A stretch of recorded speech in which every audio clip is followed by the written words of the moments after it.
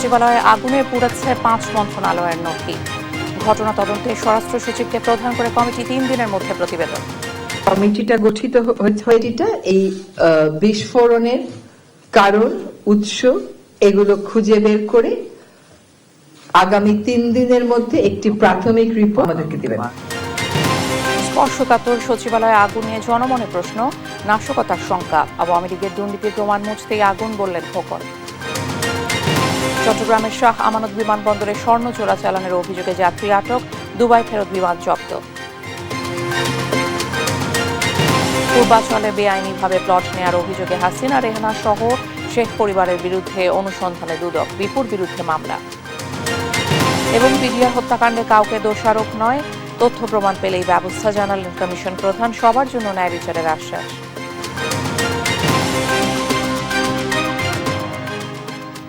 সংবাদ রাতে দেখছিলেন একে এসটিএমটি বার সংবাদ শিরোনাম, সঙ্গে আছি আমি শিকা আজিজ। সচিবালয়ে অগ্নিকাণ্ডের কারণ ও উৎস খুঁজে বের করতে উচ্চ পর্যায়ের কমিটি গঠন করা হয়েছে। এই কমিটিকে আগামী 3 দিনের মধ্যে প্রাথমিক রিপোর্ট দিতে বলা হয়েছে বলে জানান উপদেষ্টা সৈয়দা রিজওয়ানা হাসান। বৃহস্পতিবার সন্ধ্যায় রাজধানীর ফরেন সার্ভিস একাডেমিতে এক ব্রিফিংয়ে এ তথ্য জানান তিনি। এর আগে প্রধান উপদেষ্টা ডক্টর মোহাম্মদ ইউনূসের সভাপতিত্বে উপদেষ্টা পরিষদের জরুরি সভায় উচ্চ পর্যায়ের এ তদন্ত কমিটি করার সিদ্ধান্ত হয়। ফাহিম ইউসুফের প্রতিবেদন। বুধবার মধ্যরাতে সচিবালয়ের 7 নম্বর ভবনে আগুনের সূত্রপাত হয়। ফায়ার সার্ভিসের 19টি ইউনিটের 6 ঘন্টার চেষ্টায় আগুন নিয়ন্ত্রণে আসে। বৃহস্পতিবার সন্ধ্যায় সমসাময়িক বিষয়ে রাজধানীর ফরেন সার্ভিস একাডেমিতে সংবাদ সম্মেলনে কথা বলেন বিভিন্ন মন্ত্রণালয়ের উপদেষ্টারা। এ সময় উপদেষ্টা রিজওয়ানা হাসান জানান, প্রধান উপদেষ্টার সভাপতিত্বে জরুরি সভার সিদ্ধান্ত অনুযায়ী উচ্চ পর্যায়ের তদন্ত কমিটি গঠন হয়েছে। এ কমিটি আগুনের কারণ ও উৎস খুঁজে বের করে আগামী 3 দিনের মধ্যে একটি প্রাথমিক রিপোর্ট সরকারকে দেবে। সরকার খুবই গুরুত্বের সাথে নিয়েছে, যার জন্য আমরা 3 দিনের মধ্যে প্রাথমিক রিপোর্ট দিতে স্বরাষ্ট্র সচিবের নেতৃত্বে উচ্চ পর্যায়ের কমিটিটা করেছি। উপদেষ্টা আসিফ মাহমুদ সজীব ভুইয়া জানান, প্রায় 5টি মন্ত্রণালয়ে নথি পুড়ে গেছে। বেশি ক্ষতিগ্রস্ত হয়েছে স্থানীয় সরকার, পল্লী উন্নয়ন ও সমবায় মন্ত্রণালয়। শ্রম ও কর্মসংস্থান মন্ত্রণালয়ে ক্ষতিগ্রস্ত হয়েছে, যুব ক্রীড়া এবং স্থানীয় সরকার, পল্লী উন্নয়ন, সমবায় মন্ত্রণালয়, এছাড়াও রোডস অ্যান্ড হাইওয়ে সেটাও ক্ষতিগ্রস্ত হয়েছে। এই রোডস অ্যান্ড হাইওয়ে ডিভিশন আর হচ্ছে ডাক্তারি ডিভিশন আর বাকি 3টা মন্ত্রণালয়, এই মোট 5টা মন্ত্রণালয়ের নথিগুলো ক্ষতিগ্রস্ত হয়েছে। সচিবালয়ে নিরাপত্তা জোরদার করা হবে বলে জানান স্বরাষ্ট্র উপদেষ্টা লেফটেন্যান্ট জেনারেল অবসরপ্রাপ্ত মোহাম্মদ জাহাঙ্গীর আলম চৌধুরী। একজন এসপি থাকেন, একজন এডিশনাল এসপি থাকেন, একজন এএসপি থাকেন, আর প্রায় এদের সংখ্যা মানে টুথের সংখ্যা প্রায় 560 এর মতো থাকে। ফাহিম ইউসুফ, দেশ টিভি, ঢাকা। দেশের সবচেয়ে স্পর্শকাতর স্থান সচিবালয়। সেই সচিবালয়ে আগুনের ঘটনায় জনমনে দেখা দিয়েছে প্রশ্ন। সুরক্ষিত ভবনে মধ্যরাতে আগুন এবং দীর্ঘ সময় জ্বলতে থাকাকে নাশকতা বলেই মনে করছেন অনেকে। তবে নাশকতা নাকি নিছক দুর্ঘটনা তা তদন্তে বেরিয়ে আসবে বলে জানিয়েছেন উপদেষ্টারা। আর নাশকতা হলে জড়িতদের ছাড় না দেওয়ার হুঁশিয়ারি দিয়েছেন তারা। আরও জানাচ্ছেন জান্নাতুল মোহনা। বুধবার মধ্যরাতে সচিবালয়ে হঠাৎই আগুন লাগে। 7 নম্বর ভবনের 6 তলায় লাগা আগুন ছড়িয়ে পড়ে ভবনে। খবর পেয়ে কাজ শুরু করে ফায়ার সার্ভিসের সচিবালয় ইউনিট। একে একে যোগ দেয় 19টি ইউনিট। 6 ঘন্টার চেষ্টায় আগুন নিয়ন্ত্রণে আসে। ফায়ার সার্ভিসের প্রাথমিক ধারণা, কক্ষ ডেকোরেশনের দাহ্য সরঞ্জাম ও বৈদ্যুতিক শর্ট সার্কিট থেকে আগুনের সূত্রপাত। ভবনটির 6, 7 ও 8 তলা বেশি ক্ষতিগ্রস্ত হয়েছে। এতে অর্থ, স্থানীয় সরকার, সড়ক পরিবহন ও সেতু মন্ত্রণালয় সহ কয়েকটি মন্ত্রণালয়ের গুরুত্বপূর্ণ নথি, আসবাব পুড়ে যায়। তা মোটামুটি অনেক কিছুই পড়ছে, সম্ভবত যেরকম দেখলাম কালো ধোয়া টোয়া প্লাস 4 তলা বন্ধ, গ্লাস টেলাস ভাঙা, যে পানি টানি দিছে। কোনা সার্কিট হলে তো সব জায়গায় বিদ্যুৎ এক জায়গায় শক্তি প্রয়োগ করার কথা, সেই জায়গায় 3টা পৃথক জায়গায় একসাথে আগুন লাগলো। আগুন নেভাতে পানির সংযোগ দিতে রাস্তা পারাপারের সময় ট্রাক চাপায় প্রাণ হারান ফায়ার সার্ভিসের এক সদস্য। ভেতরে নানা প্রতিবন্ধকতার কথাও জানায় ফায়ার সার্ভিস। ফায়ার ফাইটার যিনি মারা গেছেন ওর নাম মোহাম্মদ সোহানুজ্জামান নয়ন। সে আমাদের তেজগাঁওয়ে স্পেশাল টিমের সদস্য ছিল। এখানে গাড়ি প্রবেশে কিছু সীমাবদ্ধতা আছে, বিশেষ করে বড় গাড়িগুলি ঢুকানো কঠিন ছিল। বাট আমরা আমাদের বড় যে লেডার যেগুলি আছে, এপিএল যেগুলিকে বলি, সেগুলিকে এখানে সামনের গেট ভেঙে আমরা 2টা গাড়ি ঢুকিয়েছি এবং বর্তমানে আমরা আগুনকে কন্ট্রোলে নিয়ে এসেছি। 6, 7, 8, 9 এই 4টা তলায় আগুন ধরেছে এবং বর্তমানে আমরা আশা করছি আর ঘণ্টাখানিকের মধ্যে অগ্নি নির্বাপন সম্পূর্ণ শেষ হবে বলে আমরা বিশ্বাস করি। বর্তমানে আমাদের ফায়ার ফাইটাররা দালানের ভিতরে কাজ করছে। রাষ্ট্রের এমন গুরুত্বপূর্ণ ভবনে আগুনের ঘটনায় প্রশ্ন তুলছে সাধারণ মানুষ। কিন্তু এটার বিচার আমি পর্যাপ্ত চাই। উচ্চপদস্থ যারাই আছেন সোশ্যাল মিডিয়াতে ভূত না থাকে। তাহলে এখানে আগুনটা ধরে লোকেরা আগুনটা কি ওই আল্লাহর ফেরেশতারা এসে ধরাইছে নাকি জিনে? এত গুরুত্বপূর্ণ একটা জায়গা, এত নিরাপত্তার জায়গা, এই জায়গায় আমরা সাধারণ মানুষ তো দূরের কথা, জার্নালিস্টরাও ঢুকতে পারে না। সেই জায়গায় আগুন লাগলো এমন কয়েকটা কক্ষে যেখানে কিনা আমার আসিফ ভাই আছে, নাহিদ ভাই আছে, যারা কিনা দুর্নীতির একটা আখড়াকে উদ্ঘাটন করতে যাচ্ছে। সেই জায়গাটায় পরিকল্পিতভাবে আগুন না লাগলে এইভাবে হুট করে কেউ হুট করে আগুন লাগবে, এটা কেমন একটা অদ্ভুত একটা ঘটনা। এই আগুন নাশকতা হলে জড়িত কাউকে ছাড় না দেওয়ার হুঁশিয়ারি দিয়েছেন স্থানীয় সরকার উপদেষ্টা আসিফ মাহমুদ সজীব ভুঁইয়া। বিগত সরকারের দুর্নীতি, লুটপাটের নানা তথ্য প্রমাণ মন্ত্রণালয়ে ছিল বলে সামাজিক যোগাযোগ মাধ্যম ফেসবুক স্ট্যাটাস দিয়ে জানান তিনি। ঘটনাস্থল পরিদর্শন করেছেন স্বরাষ্ট্র উপদেষ্টা সহ অন্য উপদেষ্টা। তারা বলছেন এই আগুন দুর্ঘটনা নাকি নাশকতা তা তদন্তে বের হয়ে আসবে।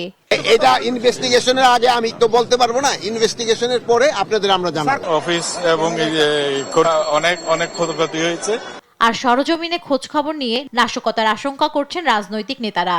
যেভাবে আসলে আগুন লেগেছে তাতে বা আগুনের যে ধরন তাতে আমাদের কাছে মনে হচ্ছে যে স্বাভাবিক ঘটনা না, এর পেছনে ষড়যন্ত্র থাকতে পারে।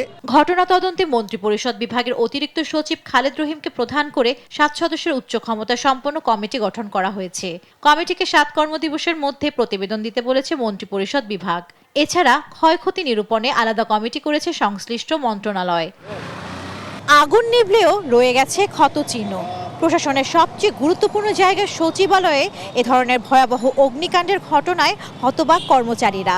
সুষ্ঠু তদন্তের দাবি জানিয়ে এমন ঘটনার পুনরাবৃত্তি যেন না ঘটে এমনটাই চাওয়া তাদের। জান্নাতুল মোহনা, দেশ TV, Dhaka. Fire fighter Sohanuzzaman নয়নের মরদেহ রংপুরের গ্রামের বাড়িতে পৌঁছেছে। রাত 10টায় নিহতের মরদেহ পৌঁছার পর শোকের ছায়া নেমে আসে। মর্মান্তিক মৃত্যুর জন্য আইনশৃঙ্খলা বাহিনীর অবহেলাকে দায়ী করে ঘাতক কাভার্ড ভ্যান চালকের শাস্তির দাবি করেছেন পরিবার সদস্য ও স্বজনরা। নিজেদের ব্যর্থতা স্বীকার করে অপরাধীকে আইনের মুখোমুখি করার আশ্বাস দেন স্বরাষ্ট্র উপদেষ্টা। এদিকে নয়নের মৃত্যুর ঘটনায় গ্রেপ্তার সুমন ও ফরহাদকে কারাগারে পাঠানোর আদেশ দিয়েছেন আদালত। আপন অপুর রিপোর্ট। সচিবালয়ের আগুন নেভাতে গিয়ে কাভার্ড ভ্যানের ধাক্কায় নিহত সোহানুজ্জামান নয়নের মূল কর্মস্থল ছিল সিলেটের বিশ্বনাথ ফায়ার স্টেশন। দক্ষতার কারণে তাকে ঢাকায় এনে সংযুক্ত করা হয় তেজগাঁও স্টেশনে। তবে দেশকে বেশি সেবা দিতে পারলেন না নয়ন। ট্রাক চাপায় থেমে যায় তার পথ চলা। বৃহস্পতিবার দুপুর 2টায় রাজধানীর বঙ্গবাজারে ফায়ার সার্ভিস ও সিভিল ডিফেন্স সদর দপ্তরে নয়নের জানাজা হয়। এর আগে কফিনে ফুল দিয়ে জানানো হয় শ্রদ্ধা। জানাজায় অংশ নিয়ে নয়নের আত্মত্যাগ, কৃতজ্ঞতা সহ স্মরণ করেন স্বরাষ্ট্র উপদেষ্টা জাহাঙ্গীর আলম চৌধুরী। আল্লাহ তাকে শহীদের মর্যাদা দান করবেন। সে কর্তব্যরত অবস্থায় সে চলে গেছেন। সিলেটে তার পোস্টিং ছিল, কিছুদিন আগে সে ঢাকা পোস্টিং হয়ে আসছে। সে খুবই ভালো ফাইটার ছিল, এই জন্য তারই কিন্তু স্পেশাল টিমের জন্য আনা হয়েছিল। অগ্নি নির্বাপনের সময় সচিবালয় সড়কে ট্রাক চলাচলকে নিজেদের ব্যর্থতা উল্লেখ করেন উপদেষ্টা। এটা ব্যর্থতাই, যেহেতু ট্রাক ওখানে চলাচল করাটা উচিত ছিল না, বাট আমরা ট্রাক চালককে ধরে ফেলছি এবং তারা আমরা আইনের আওতায় অবশ্যই নিয়ে আসবো। এদিকে নয়নের রংপুরের বাড়িতে চলছে মাতম। কাভার্ড ভ্যান চালকের শাস্তির দাবি জানিয়েছে পরিবার ও স্বজনরা। একই সঙ্গে আইন শৃঙ্খলা বাহিনীর অবহেলাকেও দুষছেন তারা। আমার ছেলেটা এত সহি আর বাবা সব কিছু বোঝে না, বর্ষা বোঝে না, সব বাড়ি ভালো করে আয় কর্ম করার ছেলে তো একটাই, আর তো আর কর্ম করার ইয়ে নেই। তার উপর অনেক আশা ভরসা ছিল আমার। হ্যাঁ, তো এখন তো আমার তো এই আর যে গাড়ি মারা গেছে ধাক্কা দিয়ে তার সুবিচার আমি চাই। ওখানে আগুন নিবেছে, কিন্তু আইনের লোকেরা কেন করে বাধা দেয়নি, ট্রাক কেন আসছে, ট্রাক কেন আমার ভাই চাপা মারি দিছে, আমরা যথেষ্ট বিচার চাই এটার। বুধবার দিবাগত রাত 3:20 দিকে সচিবালয়ে লাগা আগুন নিয়ন্ত্রণে কাজ করার সময় কাভার্ড ভ্যানের ধাক্কায় গুরুতর আহত হন ফায়ার ফাইটার নয়ন। ঢাকা মেডিকেল কলেজ হাসপাতালে নিলে চিকিৎসক তাকে মৃত ঘোষণা করেন। আপন অপু, নিউজ ডেস্ক, দেশ টিভি। আওয়ামী লীগ সরকারের দুর্নীতির তথ্য প্রমাণ মুছতেই সচিবালয়ে আগুন দেওয়া হয়েছে বলে অভিযোগ করেছেন বিএনপি চেয়ারপারসনের উপদেষ্টা ব্যারিস্টার মাহবুব উদ্দিন খোকন। আর আগুনের ঘটনার সুষ্ঠু তদন্তের দাবি করেছেন আরেক উপদেষ্টা জয়নুল আবদিন ফারুক। এদিকে রাষ্ট্রীয় গোয়েন্দা সংস্থা রাজনৈতিক দল গঠনের চেষ্টা করছে বলে অভিযোগ করেন বিএনপির সিনিয়র যুগ্ম মহাসচিব রুহুল কবির রিজভী। সাইফুল রিপনের প্রতিবেদন। ঢাকা রিপোর্টার্স ইউনিটিতে রক্তাক্ত মতিহার ও রিজভী আহমেদ 22 ডিসেম্বর 84 শীর্ষক আলোচনা সভার আয়োজন করে Rajshahi university nationalist ex student association. এতে রুহুল কবির রিজভী বলেন, কারা নির্বাচিত হবে তা গোয়েন্দা সংস্থা নির্ধারণ করে দিলে গণতান্ত্রিক আন্দোলনে এত আত্মত্যাগ ব্যর্থ হবে। এখনো তো আমরা সেটা শুনছি, গোয়েন্দা সংস্থার বিভিন্ন লোকরা বিভিন্ন এলাকায় গিয়ে মানুষজনকে বলছে যে অমুক অমুক লোকের সাথে আপনারা যোগাযোগ করুন। এটা তো করতে পারে না। এর জন্য তো এত আত্মদান মানুষ যেটি করেছে তারা তো করতো না। আমরা যদি জনগণকে অবরুদ্ধ রেখে তাকে যদি আমরা বলি আপনারা কিছুদিন দাঁড়ান, আমরা সংস্কার করে নেই আগে, এইটা বোধহয় মালিকের প্রতি, যে প্রকৃত মালিক, তাকে কিন্তু অবজ্ঞা করা হয়। আর রাজনৈতিক দল নিয়ে অন্তর্বর্তী সরকারের লোকদের সমালোচনা নয়, বরং পরামর্শ দেওয়ার আহ্বান জানান দলটির স্থায়ী কমিটির সদস্য নজরুল ইসলাম খান। তাদের কাছে প্রত্যাশা কি আমাদের, যে তারা জনগণের দৈনন্দিন সমস্যা সমাধানের চেষ্টা করবেন, যারা অপরাধ করেছেন তাদের বিচারের চেষ্টাটা করবেন, যতটা পারেন শেষ করবেন। আর যে গণতন্ত্রের জন্য আমরা লড়াই দীর্ঘদিন ধরে করে চলেছি, সে গণতন্ত্র পুনঃপ্রতিষ্ঠার ক্ষেত্রটা প্রস্তুত করে একটা নির্বাচনের আয়োজন করবেন, তাই তো? তাহলে এই প্রতিষ্ঠিত যেসব রাজনৈতিক দলগুলি, তাদের সম্পর্কে কমেন্ট করা, সমালোচনা করার কি দরকার তাদের? তারা কি প্রতিপক্ষ আমাদের? আমরা তো মনে করি না তাদের প্রতিপক্ষ, এবং তারা আমাদের প্রতিপক্ষ হওয়ার যোগ্য না। আমরা রাজনীতি করি, তারা তো রাজনীতি করে না, কাজে তারা আমার প্রতিপক্ষ হবে। এদিকে পতিত আওয়ামী লীগ সরকারের দুর্নীতির তথ্য প্রমাণ মুছে ফেলার জন্যই সচিবালয়ে আগুনের ঘটনা ঘটানো হয়েছে অভিযোগ করেছেন সুপ্রিম কোর্ট বার সভাপতি ব্যারিস্টার মাহবুব উদ্দিন খোকন। নিজ কার্যালয়ে এক ব্রিফিংয়ে এই অভিযোগ করেন তিনি। অতীত সরকারের বিভিন্ন অপকর্মকাণ্ড হর্ষিত আছে, সেগুলোতে কোনো রকম এভিডেন্স যেন উপস্থাপন না করতে পারে, এই জন্য হয়তো তারা এটা করেছে, তাদের এজেন্ডা এটা করেছে আমি মনে করি। আর জাতীয় প্রেস ক্লাবের সামনে এক অবস্থান কর্মসূচিতে অংশ নেন বিএনপি চেয়ারপারসনের উপদেষ্টা জয়নুল আবদিন ফারুক। এ সময় শেখ হাসিনার পরিবারের সদস্যদের দুর্নীতির শ্বেতপত্র প্রকাশের দাবি জানান তিনি। আপনার পরিবার লুট করেছে, এটার শ্বেতপত্র প্রকাশ। সাইফুল রিপন, দেশ টিভি, ঢাকা। স্বৈরাচার পালিয়ে গেলেও দেশে অস্থিরতা সৃষ্টি করতে বিভিন্ন কর্মকাণ্ড চালিয়ে যাচ্ছে বলে মন্তব্য করেছেন জামায়াতে ইসলামীর আমির ডাক্তার শফিকুর রহমান। বৃহস্পতিবার সকালে খুলনার ডুমুরিয়ার পথসভায় তিনি এ মন্তব্য করেন। জামায়াত আমির বলেন, স্বৈরাচারের সব চক্রান্ত ব্যর্থ হয়েছে এবং আগামীতেও ব্যর্থ হবে। আওয়ামী লীগ দেশের মানুষের হাতে কাজ তুলে দেওয়ার পরিবর্তে তাদের রিজিক তুলে নিয়েছে বলেও মন্তব্য করেন তিনি। পথসভায় অন্যদের মধ্যে বক্তব্য রাখেন জামায়াতের সেক্রেটারি জেনারেল অধ্যাপক মিয়া গোলাম পরওয়ার ও সাংগঠনিক সেক্রেটারি মুহাদ্দিস আব্দুল খালেক। গেল স্বৈরাচার পালিয়ে গেল, কিন্তু শান্তি দিতে চাচ্ছে না। এই সমাজকে, দেশকে অস্থির করার জন্য বিভিন্ন কাণ্ড বিভিন্ন সময় ঘটিয়ে চলছে।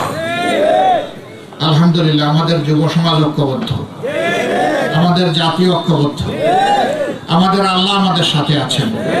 মহান আল্লাহর উপর ভরসা করে ঐক্যবদ্ধ জাতি ইতিমধ্যে সকল চক্রান্ত ব্যর্থ করে দিয়েছে। আগামীতেও যত চক্রান্ত হবে সব ব্যর্থ হয়ে যাবে ইনশাআল্লাহ। চোরাচালানের সোনা বহনের অভিযোগে বিমান বাংলাদেশ এয়ারলাইন্সের একটি উড়োজাহাজ জব্দ করা হয়েছে। বৃহস্পতিবার সকালে চট্টগ্রাম শাহ আমানত আন্তর্জাতিক বিমানবন্দরে উড়োজাহাজটির একটি আসনের নিচ থেকে 2 কেজি 320 গ্রাম ওজনের সোনার বার জব্দ করা হয়। বিকেলে কাস্টমস গোয়েন্দা ও তদন্ত অধিদপ্তরের কর্মকর্তারা উড়োজাহাজটি জব্দ করেন। চট্টগ্রাম শাহ আমানত আন্তর্জাতিক বিমানবন্দরে উড়োজাহাজ জব্দের ঘটনা এটিই প্রথম বলে জানিয়েছেন কর্মকর্তারা। তারা জানান, জব্দ করা উড়োজাহাজটি চট্টগ্রামে যাত্রীদের নামিয়ে সকালেই ঢাকার শাহজালাল বিমানবন্দরের উদ্দেশ্যে রওনা হয়। উড়োজাহাজটি আজ সকালে সংযুক্ত আরব আমিরাত থেকে চট্টগ্রাম শাহ আমানত আন্তর্জাতিক বিমানবন্দরে অবতরণ করে। এ সময় এনএসআই এর সহযোগিতায় একটি সিটের নিচ থেকে সোনার বারগুলো বের করা হয়। এই ঘটনায় ওই আসনের যাত্রী আতিয়া সামিয়াকেও গ্রেপ্তার করা হয়। তার বিরুদ্ধে মামলা দায়েরের প্রস্তুতি চলছে। পূর্বাচলে 60 কাঠার সরকারি প্লট বেআইনিভাবে নিজেদের নামে নেয়ার অভিযোগে শেখ হাসিনা, শেখ রেহানা সহ শেখ পরিবারের সদস্যদের বিরুদ্ধে অনুসন্ধানে নেমেছে দুর্নীতি দমন কমিশন। এছাড়া 98টি ব্যাংক হিসাবে 6,000 কোটি টাকার সন্দেহজনক লেনদেনের অভিযোগে সাবেক বিদ্যুৎ প্রতিমন্ত্রী নসরুল হামিদ বিপু ও তার স্ত্রী সন্তানের বিরুদ্ধে আলাদা 3টি মামলা করা হয়েছে। ফজলে আদিত্যের রিপোর্ট। আওয়ামী শাসনামলে শেখ হাসিনা, তার পরিবার এবং সরকারের মন্ত্রী এমপিরা দুর্নীতি, জালজালিয়াতির মাধ্যমে দেশে বিদেশে গড়েছেন বিপুল পরিমাণ অর্থ সম্পদ। রাজুকের ঊর্ধ্বতন কর্মকর্তাদের যোগসাজশে পূর্বাচল নতুন শহর প্রকল্পের কূটনৈতিক জোনে 60 কাঠা প্লট বেআইনিভাবে দখল নিয়েছে শেখ হাসিনা ও তার পরিবারের সদস্যরা। বৃহস্পতিবার দুর্নীতি দমন কমিশনের সভায় তাদের বিরুদ্ধে বেআইনিভাবে প্লট বরাদ্দ নেওয়ার বিষয়ে অনুসন্ধানের সিদ্ধান্ত হয়। জনাব শেখ হাসিনা, সাবেক প্রধানমন্ত্রী, গণপ্রজাতন্ত্রী বাংলাদেশ সরকার ঢাকার বিরুদ্ধে ক্ষমতার অপব্যবহার, বিভিন্ন অনিয়ম ও দুর্নীতির মাধ্যমে রাজুকের ঊর্ধ্বতন কর্মকর্তাদের যোগ সাজশে নিজ নামে তার ছেলে জনাব সজীব আহমেদ ওয়াজেদ জয়, তার মেয়ে জনাব সাইমা ওয়াজেদ পুতুল, ছোট বোন শেখ রেহানা, ছোট বোনের ছেলে 10 কাঠা করে মোট 60 কাঠা 6টি প্লট বরাদ্দ নেয়ার অভিযোগের বিষয়ে অনুসন্ধানের সিদ্ধান্ত গৃহীত হয়েছে।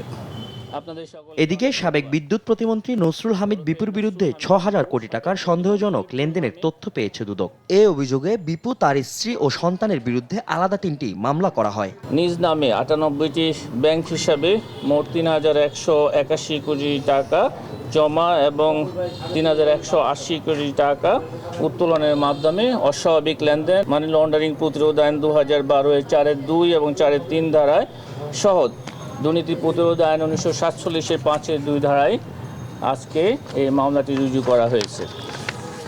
ভুয়া মুক্তিযোদ্ধা পরিচয় ও জাল জালিয়াতি করে প্রশাসন ক্যাডারে চাকরির অপরাধে নওগাঁ আত্রাই উপজেলার নির্বাহী কর্মকর্তা কামাল হোসেনের বিরুদ্ধে মামলা করেছে দুদক। প্রতারণা ও জালিয়াতির মাধ্যমে 35তম বিসিএস পরীক্ষায় অংশগ্রহণ পূর্বক মুক্তিযোদ্ধার সন্তান কোটায় প্রশাসন ক্যাডারে চাকরি গ্রহণ করার অপরাধে আরও একটি মামলা রুজু করা হয়েছে। অসাধু আমলাদের বিরুদ্ধে সুনির্দিষ্ট অভিযোগ পেলে দ্রুতই ব্যবস্থা নেবে কমিশন। সংগঠনের মাধ্যমে। ফজলে আদিত্য, দেশ টিভি, ঢাকা। দেখছেন সংবাদ রাত। বিডিআর হত্যাকাণ্ডে দেশি বিদেশি যে শক্তি জড়িত থাকুক না কেন, সুষ্ঠু তদন্তের মাধ্যমে সবাইকে আইনের আওতায় আনা হবে। কোনো দেশকে দোষারোপ নয়, বরং দালিলিক প্রমাণ পেলেই সংশ্লিষ্ট ব্যক্তিকে জিজ্ঞাসাবাদ করা হবে। বিডিআর হত্যাকাণ্ড তদন্তে জাতীয় স্বাধীন তদন্ত কমিশনের প্রধান সভা শেষে এসব কথা বলেন কমিশনের সভাপতি মেজর জেনারেল অবসরপ্রাপ্ত আলম ফজলুর রহমান। পাশাপাশি কমিটির মর্যাদা, জনবল, অফিস সহ বিভিন্ন সুবিধা দাবি করেন তিনি। আলিমুজ্জামান সাফওয়ানের রিপোর্ট। বৃহস্পতিবার সকালে বিজিবি সদর দপ্তরের 5 নম্বর ব্যাটালিয়নে বৈঠকে বসে বিডিআর হত্যাকাণ্ড তদন্তে গঠিত জাতীয় স্বাধীন পূর্ণাঙ্গ তদন্ত কমিশন। কমিশন গঠনের পর প্রথম বৈঠক শেষে সাংবাদিকদের মুখোমুখি হন কমিশনের সভাপতি। তিনি জানান, নির্দিষ্ট কোনো দেশ বা ব্যক্তি নয়, দালিলিক প্রমাণে যাদেরই নাম আসবে তাদেরকে বিচারের মুখোমুখি হতে হবে। আমরা কোনো দেশকে আইডেন্টিফাই করতে চাই না, আমরা নিরপেক্ষভাবে, নির্ভয়ভাবে আমরা অগ্রসর হতে চাই, এবং সেটা করতে গিয়ে যারা দায়ী হবে দালিলিকভাবে, সার্কামস্টেন্সিয়াল এভিডেন্সের কারণে এবং বিভিন্নভাবে মিডিয়াতে যেভাবে এসছে তখন সেই বিষয়ে আমরা মতামত দেব। এ সময় বিডিআর হত্যাকাণ্ড দেশি বিদেশি ষড়যন্ত্রের অংশ মন্তব্য করে মেজর জেনারেল অবসরপ্রাপ্ত আলম ফজলুর রহমান বলেন, কমিশনের সবার নিরাপত্তা সহ চেয়ারম্যানকে উপদেষ্টা মর্যাদা ও সদস্যদের আপিল বিভাগের বিচারকের মর্যাদা দিতে সরকারকে চিঠি দেওয়া হবে। এটা একটা অন্য রকমের কমিশন, যেখানে দেশি বিদেশি শক্তি ষড়যন্ত্রকে চিহ্নিত করতে আমাদেরকে দায়িত্ব দেওয়া হয়েছে। কমিশনের যিনি সভাপতি, তার মর্যাদা হতে হবে একজন অ্যাডভাইজারের সমান, মর্যাদায় নয় সমান অ্যাডভাইজার হতে হবে। কারণ হলো আমাদের ডিল করতে হবে দেশি বিদেশি মানুষের সঙ্গে, তাদেরকে সমমর্যাদায় থেকে যেন আমরা সেটা ডিল করতে পারি। এবং আমার সঙ্গে যারা সদস্য রয়েছেন তাদেরকে আমরা অ্যাপিলেট ডিভিশনের, সুপ্রিম কোর্টের অ্যাপিলেট ডিভিশনের জাজের মর্যাদায় অভিষিক্ত করার জন্য আমরা আবেদন জানাবো। বিদেশি শক্তির উপস্থিতি খুঁজতে 2 জন বিদেশি আইনজীবী নিয়োগের আবেদন করা হবে বলেও জানান কমিশন সভাপতি, যাদের মাঝে একজন সামরিক কর্মকর্তা হবেন বলেও জানান তিনি। যেহেতু বিদেশি শক্তিকে আমাদেরকে আইডেন্টিফাই করতে বলা হয়েছে, কাজে এই বিষয়টা আন্তর্জাতিক হয়ে গেছে। অতএব আমি আন্তর্জাতিক বানের বিদেশের 2 জন আইনজ্ঞ, ক্রিমিনাল এবং ইন্টারন্যাশনাল ল সম্বন্ধে বিশেষজ্ঞ এবং সিভিল ল এবং মিলিটারি ল সম্বন্ধে বিশেষজ্ঞ, এইরকম 2 জন বিদেশি আইনজ্ঞকে আমাদের এই কমিশনের সঙ্গে সম্পৃক্ত করার জন্য আবেদন আমরা জানাবো। এ সময় নিহত পরিবার ও বিচারের মুখোমুখি সবার কথা মাথায় রেখেই সুষ্ঠু তদন্ত করা হবে বলেও জানান তিনি। আলিমুজ্জামান সাফওয়ান, দেশ টিভি, ঢাকা। অনেক দিন থেকে আমার ইচ্ছা ছিল যে গিটার শিখবো। আমি যেহেতু স্টুডেন্ট, একবারে এতগুলো টাকাও ম্যানেজ করা সম্ভব হবে না। জানতে পারলাম বাবার মাধ্যমে যে বিকাশে সেভিংস করা যায়। সেভিংসটা ফুল হয়ে গেল। ওই দিন গেছে আমি বুক ফুলাই গেছি গিটার কিনতে। এটা সব থেকে ভালো লাগে যে ক্যাশ আউট করতে গেলে কোনো চার্জ লাগে না। বিকাশ অ্যাপে ডিপিএস, টাকা জমায় সারা দেশ। যারা বিগত নির্বাচনকে বিতর্কিত করেছেন, কারচুপিকে আশ্রয় প্রশ্রয় দিয়েছেন, তাদের বিরুদ্ধে ব্যবস্থা নিতে সুপারিশ করবে নির্বাচন ব্যবস্থা সংস্কার কমিশন। রাজশাহীতে কথা জানিয়েছেন নির্বাচন ব্যবস্থা সংস্কার কমিশনের প্রধান ডক্টর বদিউল আলম মজুমদার। জেলা প্রশাসক কার্যালয়ের সম্মেলন কক্ষে নির্বাচন ব্যবস্থা সংস্কার বিষয়ক মতবিনিময় সভা শেষে সাংবাদিকদের এই কথা জানান তিনি। সভায় বিভিন্ন রাজনৈতিক দল, সাংস্কৃতিক সংগঠন, এনজিও প্রতিনিধি, আইন শৃঙ্খলা ও নির্বাচনী কর্মকর্তারা অংশ নেন। আগামী নির্বাচনে ইভিএম ব্যবহার হবে না জানিয়ে বদিউল আলম মজুমদার বলেন, ইভিএম খুবই দুর্বল যন্ত্র, আর নির্বাচনে কোনো যন্ত্র ব্যবহার করার বিষয়ে রাজনৈতিক দলের ঐকমত্য জরুরি, যা বিগত সময় ছিল না। যারাই অপরাধ করে, নির্বাচনী অপরাধ করেছে, নির্বাচনকে বিতর্কিত করেছে, নির্বাচনে কারচুপির আশ্রয় দিয়েছে কিংবা কারচুপিকে আশ্রয় প্রশ্রয় দিয়েছে, তাদের অবশ্যই বিচার আসা উচিত। ইনফ্যাক্ট আপনারা থাকাকালীনই বোধহয় আমরা কিছু কিছু জিনিস হাইলাইট করেছিলাম, যেমন নির্বাচন কমিশনকে নিরপেক্ষ করা, নির্বাচন কমিশনকে ক্ষমতায়িত করা, নির্বাচন কমিশনকে কার্যকর করা, তারপর ভোটার তালিকা, জাতীয় সংসদ নির্বাচন, আপার হাউস, লোয়ার হাউস, তারপরে রাষ্ট্রপতি নির্বাচন, রাজনৈতিক দলের নিবন্ধন, অপরাধ, নির্বাচনী অপরাধ, নারীর প্রতিনিধিত্ব, এরকম আচরণবিধি, তারপরে গণমাধ্যমের জন্য আচরণবিধি, নির্বাচন পর্যবেক্ষণ, এই সবগুলি হলো আমাদের এখতিয়ারের অন্তর্ভুক্ত। অন্তর্বর্তী সরকার দায়িত্ব নেয়ার পর প্রথমবার ভারত থেকে এলো চালবাহী জাহাজ তানাই স্ট্রিম। বৃহস্পতিবার সকালে জাহাজটি চট্টগ্রাম বন্দরের জেটিতে ভেড়ে প্রথম চালানে ভারতের অন্ধ্রপ্রদেশের কাকিনাডা বন্দর থেকে 24,690 মেট্রিক টন সিদ্ধ চাল নিয়ে এসেছে জাহাজটি। AKM নাজিমের তথ্য ও চিত্রে টুম্পা আফরোজের রিপোর্ট। অন্তর্বর্তী সরকার দায়িত্ব নেয়ার পর প্রথমবার ভারত থেকে এলো চালের জাহাজ। বৃহস্পতিবার সকালে চট্টগ্রাম বন্দরের 11 নম্বর জেটিতে পৌঁছায় বেলিজ সিটির পতাকাবাহী জাহাজ MV তানাইস ড্রিম। জাহাজটি জেটিতে ভেড়ার পরপরই নমুনা সংগ্রহ করে কর্তৃপক্ষ। বিকেলে শুরু হবে চালের খালাস কার্যক্রম। প্রায় 52,000 মেট্রিক টন চাল আমদানির প্রথম পর্যায়ে তানাইস ড্রিম জাহাজে করে এলো 24,690 মেট্রিক টন সেদ্ধ চাল। পর্যায়ক্রমে আসবে বাকি চাল। 6 লক্ষ মেট্রিক টন চালের সংগ্রহ করার জন্য আন্তর্জাতিক বাজার থেকে অনুমোদন পেয়েছি। এখান থেকে বেশ কয়েকটি প্যাকেজের চুক্তি অলরেডি সম্পাদিত হয়েছে এবং আজকে ফার্স্ট যে চালানটা আসছে এর পরবর্তীতে অন্যগুলো আসতে থাকবে। আগামী 8 থেকে 10 দিনের মধ্যে জাহাজ থেকে চাল খালাস কার্যক্রম শেষ হবে বলে জানায় কর্তৃপক্ষ। এখানে 24,690 টন আছে। তো আমরা যেহেতু একটাই জাহাজ, আমরা আশা করি ডেইলি 3,000 টনের মতো আমরা ডিসচার্জ করতে পারবো। আশা করি 8 দিনের মধ্যে এই জাহাজ এখানে কমপ্লিট করতে পারবো। যদি জাহাজের 4টা ক্রেন কাজ করে, কারণ আমরা তো 4 হুক বেসিসে কাজ করি, অনেক সময় দেখা যায় জাহাজের ক্রেন যদি 1টা বা 2টা কাজ ঠিক মতো করতে না পারে, তাহলে একটু দীর্ঘ দিতে হবে, হয়তো 10 দিনে লাগতে পারে। খাদ্যের মজুদ বৃদ্ধি ও চালের বাজার সহনীয় পর্যায়ে আনতে ভারত থেকে উন্মুক্ত দরপত্র চুক্তির আওতায় চাল আনার উদ্যোগ নেয় সরকার। ভারত ছাড়াও থাইল্যান্ড, ভিয়েতনাম, পাকিস্তান থেকেও আনা হবে চাল। নিউজ ডেস্ক, দেশ টিভি। দেখছেন সংবাদ রাত। দীর্ঘ 11 বছর পর দেশে ফিরেছেন বাংলাদেশ জামায়াতে ইসলামীর সাবেক সহকারী সেক্রেটারি জেনারেল ও সুপ্রিম কোর্টের আইনজীবী ব্যারিস্টার আব্দুর রাজ্জাক। বৃহস্পতিবার সন্ধ্যা 6:45 দিকে কাতার এয়ারওয়েজের একটি ফ্লাইটে হযরত শাহজালাল আন্তর্জাতিক বিমানবন্দরে পৌঁছান তিনি। বিমানবন্দরে নেমে সাংবাদিকদের সঙ্গে কথা বলেছেন ব্যারিস্টার আব্দুর রাজ্জাক। এই সময় জুলাই-আগস্ট গণ অভ্যুত্থানের শহীদদের স্মরণ করে তিনি বলেন, দীর্ঘ 11 বছর পর দেশে আসতে পেরে আমি শুকরিয়া আদায় করছি। রাজনীতিতে সক্রিয় হওয়ার প্রশ্নে তিনি বলেন, আইন অঙ্গনে থেকে দেশের মানুষের কল্যাণে কাজ করতে চাই। তিনি দেশের আইনের শাসন প্রতিষ্ঠায় কাজ করার দৃঢ় প্রত্যয় ব্যক্ত করেন। এ সময় তার সঙ্গে জামায়াত নেতা সেলিম উদ্দিন ও আইনজীবী মোহাম্মদ শিশির মনির উপস্থিত ছিলেন। আমি দীর্ঘ 11 বছর পরে বাংলাদেশে আসলাম। বাংলাদেশ আমার জন্মভূমি, আমি এই দেশকে ভালোবাসি, কিন্তু আমাদের যুদ্ধ শেষ হয়ে যায়নি। প্রতিটি বিপ্লবের পরেই সমস্যার সৃষ্টি হয়। এখন আমাদের যেটা প্রয়োজন সেটা হচ্ছে জাতীয় ঐক্য।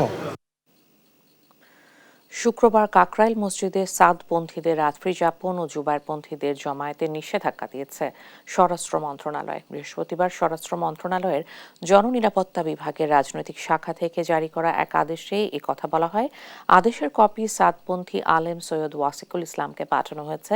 তাবলিগ জামাতের মাওলানা সাদপন্থীদের রাজধানীর কাকরাইল মসজিদে রাত্রিযাপন কার্যক্রম সহ সব ধরনের কার্যক্রম নিষিদ্ধ করেছে স্বরাষ্ট্র মন্ত্রণালয়। একই সাথে অপর এক আদেশে মাওলানা মোহাম্মদ জোবায়ের শুক্রবার থেকে কাকরাইল মসজিদের আশেপাশে অনুসারীদের যে কোনো ধরনের বড় জমায়েত থেকে বিরত থাকার নির্দেশ দেওয়া হয়েছে। এর আগে বিশ্ব ইজতেমা ময়দানে নিয়ন্ত্রণকে কেন্দ্র করে দুপক্ষের দ্বন্দ্ব সংঘাতে রূপ নেয়। 27 ডিসেম্বর 2024 তারিখ রোজ শুক্রবার কাকরাইল মসজিদের আশেপাশে মাওলানা জুবায়ের সাহেবের অনুসারীদেরকে কোনো রকম বড় জামায়াত হতে বিরত থাকার জন্য নির্দেশক্রমে অনুরোধ করা হলো। মাওলানা সাদ গ্রুপের অনুসারীদেরকে আগামী 27 ডিসেম্বর 2024 তারিখ রোজ শুক্রবার হতে পরবর্তী নির্দেশ না দেওয়া পর্যন্ত কাকরাইল মসজিদে সবগুজারি রাত্রিযাপন সহ তাবলিগ জামাতের সকল কার্যক্রম হতে বিরত থাকার জন্য নির্দেশ প্রদান করা হয়েছে। শতভাগ দেশীয় ও মানসম্পন্ন বৈদ্যুতিক তার উৎপাদনকারী প্রতিষ্ঠান আর Imperial Electronics Limited rehab fair 2024 অংশগ্রহণ করেছে। 23 থেকে 27 ডিসেম্বর রাজধানীর বঙ্গবন্ধু আন্তর্জাতিক সম্মেলন কেন্দ্রে আয়োজিত এই মেলা অনুষ্ঠিত হচ্ছে। মেলার 138 থেকে 140 নম্বর স্টলে থাকছে আর ইম্পেরিয়াল ইলেকট্রনিক্সের বৈদ্যুতিক তার ও কেবলের সংগ্রহ। রিহ্যাব ফেয়ার 2024 উদ্বোধনী অনুষ্ঠানে আর কেবলসের এক মুখপাত্র বলেন, মেলায় অংশগ্রহণের মাধ্যমে আর কেবলস মানসম্পন্ন পণ্যসমূহ প্রদর্শন করছে, যা নিরাপত্তা, উদ্ভাবন এবং স্থানীয় চাহিদা পূরণে অগ্রণী। এছাড়াও মেলায় আর কেবলসের স্টল পরিদর্শনের জন্য দর্শনার্থীদের আহ্বান জানান তিনি। দেখছেন সংবাদ রাত। আমরা চলে যাচ্ছি ওয়াশিংটন ডিসিতে ভয়েস অব আমেরিকার স্টুডিওতে। সেখানে দেশ টিভির জন্য যুক্তরাষ্ট্রের খবরাখবর নিয়ে অপেক্ষা করছেন তাহিরা কিবরিয়া। ভিওএ 60তে স্বাগত জানাচ্ছি আমি তাহিরা কিবরিয়া। সংক্ষেপে আমেরিকার কিছু খবর। জাপানের নিপ্পন স্টিল বৃহস্পতিবার জানিয়েছে যে তারা ইউএস স্টিল কেনার শেষ তারিখ সংশোধন করে 2024 সালের তৃতীয় বা চতুর্থ প্রান্তিক থেকে 2025 সালের প্রথম প্রান্তিকে নিয়েছে। যুক্তরাষ্ট্রের বৈদেশিক বিনিয়োগ সম্পর্কিত কমিটি সোমবার হোয়াইট হাউসকে জানিয়েছে, নিপ্পন স্টিল ইউএস স্টিল কেনার প্রস্তাবের সাথে জড়িত জাতীয় নিরাপত্তার ঝুঁকির বিষয়ে তারা ঐক্যমত্যে পৌঁছতে পারেনি। ক্রিসমাসের দিন নিউ ইয়র্কের ম্যানহাটনে মেসিসের ডিপার্টমেন্ট স্টোরের বাইরে একটি ট্যাক্সি ফুটপাতে উঠে গেলে 7 জন পথচারী আহত হন। 3 জনকে হাসপাতালে ভর্তি করা হয়েছে। নিউ ইয়র্কের পুলিশ ডিপার্টমেন্ট জানিয়েছে ওই ট্যাক্সি চালক হয়তো বিশেষ কোনো অসুস্থতায় ভুগছিলেন। নিউ ইয়র্কবাসীরা এবার 15 বছরের মধ্যে প্রথম হোয়াইট ক্রিসমাস উদযাপন করেছে। সেন্ট্রাল পার্কে প্রায় 2.5 সেন্টিমিটার তুষারপাত হয়, তবে আনুষ্ঠানিকভাবে হোয়াইট ক্রিসমাস করার জন্য এটা ছিল সর্বনিম্ন পরিমাণ। আজ এ পর্যন্তই। Tahira Kibria, voice of America, Washington. এই ছিল এখনকার সংবাদ রাত। পরের বুলেটিন দেখার আমন্ত্রণ রইল। ধন্যবাদ।